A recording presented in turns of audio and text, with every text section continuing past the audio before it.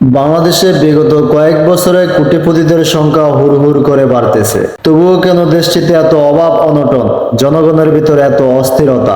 দেশটিতে কি একাধিক গরিবের হক মেরে এক একজন কোটিপতি হয়েছে, না অন্য কোনো কারণে দেশটিতে অভাব লেগে আছে?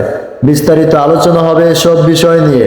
জানতে হলে পুরো ভিডিওটি দেখবেন, অনেক কিছু শিখতে পারবেন, জানতে পারবেন। বাংলাদেশে কোটিপতি হয়েছে কতজন, কে কত কোটি টাকার মালিক, এসব বিষয়ে প্রতিবেদন করা হলেও প্রতিবেদন করা হয় না এ সকল কোটিপতিরা কিভাবে কোটিপতি হয়েছে। প্রতিবেদন করা হয় না কত মধ্যবিত্ত পরিবার নিম্নবিত্ত হয়েছে, কত নিম্নবিত্ত পরিবার অসহায় থেকে আরো অসহায় হয়েছে।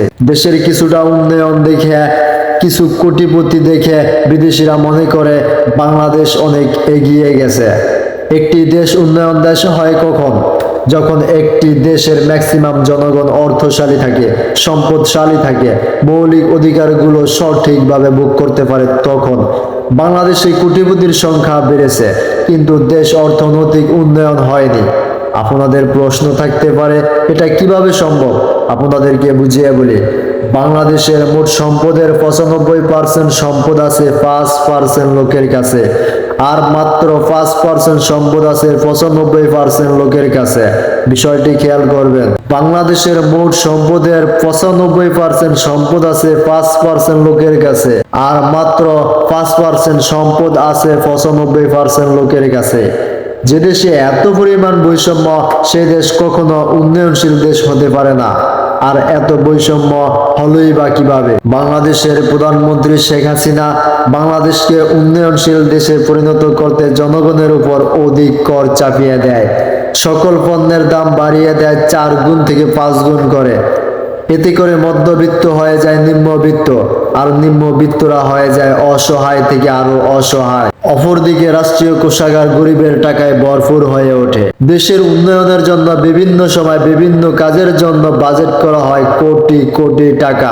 যে কাজে খরচ হয় 5 টাকা, সেই কাজে বাজেট করা হয় 100 টাকা।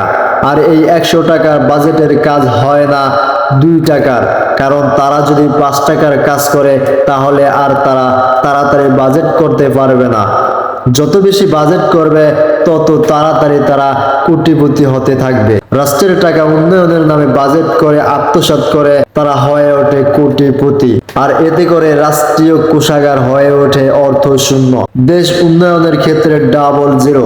যখন রাষ্ট্রীয় কোষাগারে কোনো অর্থ থাকে না, রাষ্ট্রের কোনো উন্নয়ন হয় না, মধ্যবিত্তরা হয়ে যায় নিম্নবিত্ত, আর নিম্নবিত্তরা হয়ে যায় অসহায় থেকে আরো অসহায়। তখন রাষ্ট্র পরিচালনার জন্য বিদেশিদের কাছ থেকে লোন নেওয়া ছাড়া কোনো উপায় থাকে না। আপনারা জানেন বাংলাদেশ বিশ্বের বিভিন্ন দেশ থেকে অনেক টাকা লোন নিয়েছে। লোন নেওয়ার পরে অনেকে চিন্তা করেছে এবার হয়তো বাংলাদেশের উন্নয়নের চাকা কিছুটা ঘুরবে। আরে না, কথায় আছে না, চোরে শুনে না ধর্মের কথা। মনে পড়ে যায় বঙ্গবন্ধু শেখ মুজিবুর রহমানের সেই কথা। পাকিস্তানিরা নিয়ে গেছে সকল অর্থ সম্পদ, আর আমার জন্য রেখে গেছে চোরের দল। এই চোরের দলেরা লোনের টাকা উন্নয়নের নামে বাজেট করে বিদেশে পাচার করে দেয়, যার ফলে দেশে অভাব নেমে আসে। অর্থ সংকটে জনগণ তাদের নিত্য পণ্য ক্রয় করতে পারে না। শুরু হয়ে যায় জনগণের ভিতর অস্থিরতা।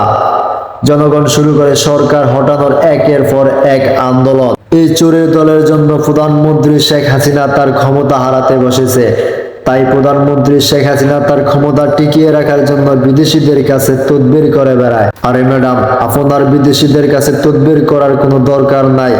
যে সকল চোরেরা দেশের সম্পদ বিদেশে পাচার করেছে, ওই সব সম্পদ দেশে এনে দেশকে ঋণ মুক্ত করেন, জনগণকে একটু ঋণ মুক্তির স্বস্তি দেন।